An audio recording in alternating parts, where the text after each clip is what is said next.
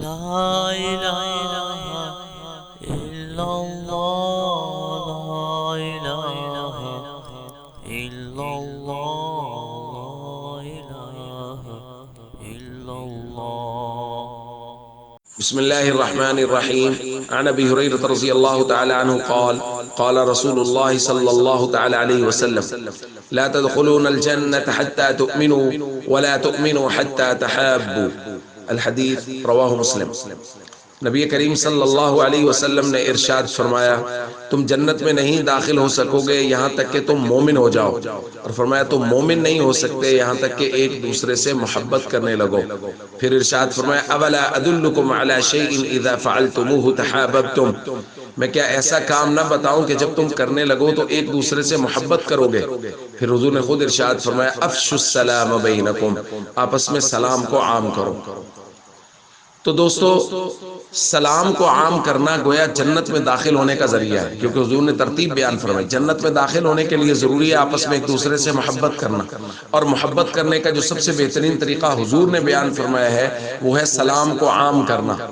تو دوستو محبت کرنا ایک دوسرے سے، مسلمان سے محبت کرے. ہمارے یہاں اس چیز کا بے حد فقدان ہے. مسلمان ممالک کو دیکھ لیجئے کہ وہ ایک دوسرے کے خلاف ایک دوسرے کی جڑیں کھوکھلی کر رہے ہیں، اس وجہ سے پوری دنیا میں مسلم معاشرہ اور مسلم ممالک جو ہیں وہ کمزور ہیں. آپ مسلم معاشرے میں رہتے ہوئے لوگوں کو دیکھ لیجئے کہ ایک شہر میں رہنے والے مسلمان سیاست کے نام پہ، کوئی دوسرے تیسرے نام پہ، کوئی مذہب کے نام پہ ایک دوسرے کی جڑیں کھوکھلی کرنے پہ لگا ہوا ہے. پھر ایک محلے میں رہنے والے مسلمان، پھر ایک محلے کے اندر ایک گھرانے اور ایک خاندان کے لوگ، بلکہ آپ یہاں تک دیکھیے کہ ایک گھر میں رہنے والے بھائی بہن، بھائی یا ایک خاندان میں چچا کے بیٹے، خالہ کے، پھپھو کے، ماموں کے بیٹے، ان کی ایک دوسرے سے نہیں بن رہی، ایک دوسرے کی جڑیں کھوکھلی کرنے پہ لگے ہوئے ہیں. سال گزر گئے ایک دوسرے کو سلام نہیں کیا، اور یہاں لوگ فخر سے بتاتے ہیں. میں نے ایک دوست سے کہا اپنے بھائی کو سلام دینا، اس نے کہا 10 سال ہو گئے میں نے اپنے بھائی سے کلام نہیں کیا. یہ بات وہ کر رہا تھا گویا فخریہ انداز میں. تو میرے دوستو یہ بہت بڑا المیہ ہے. تو اس لیے محبت کرنا ایک دوسرے سے، اور اس کا سب سے بڑا طریقہ جو حضور نے بیان فرمایا افشوا السلام بینکم، سلام کو عام کریں.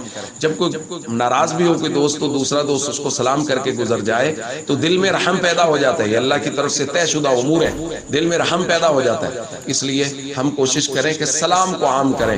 حضور علیہ الصلوۃ والسلام کا فرمان بھی ہے من بدأ بالسلام فهو اولى باللہ عز وجل ورسولہ، جو سلام میں پہل کرتا ہے وہ اللہ اور اس کے رسول کے زیادہ قریب ہوتا ہے. اس لیے ہم سب کو چاہیے ہم سلام کو عام کریں. السلام علیکم ورحمۃ اللہ وبرکاتہ.